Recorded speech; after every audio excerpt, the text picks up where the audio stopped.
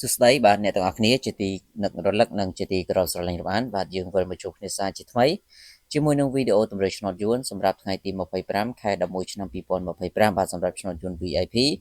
បាទសម្រាប់ថ្ងៃនេះផងដែរយើងក៏មាននៅវីដេអូតម្រូវលេខពិសេសបាទសម្រាប់លេខតូចចែកជូនទៅកាន់បងប្អូនទាំងឆ្នោតយួនថ្មីនិងយួនចាស់អញ្ចឹងបងប្អូនពុកម៉ែមីមីទាំងអស់គ្នាសូមជួយចុច follow page ចុច comment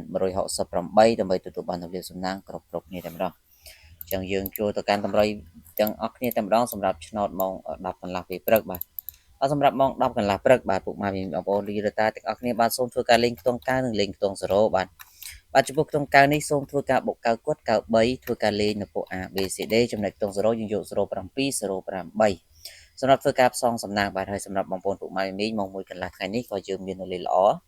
ពីគ្រាប់ដើម្បីចែកជូនទៅកាន់បងប្អូនទៀតបាទហើយសម្រាប់សិស្សរបស់យើងដែលត្រូវឆ្លងបន្សំវិញក៏អាចធ្វើការឆាតមកយកបន្តទៀតបានហើយសម្រាប់បងប្អូនថ្មីដែលចង់បានលេខក៏កុំភ្លេចធ្វើការឆាតចូលពេកទាំងអស់គ្នាបាទហើយសេវាត្រឹមតែ50000រៀលទេបាទឆ្នោតចាញ់ចំទើបយកសេវាតាមក្រោយ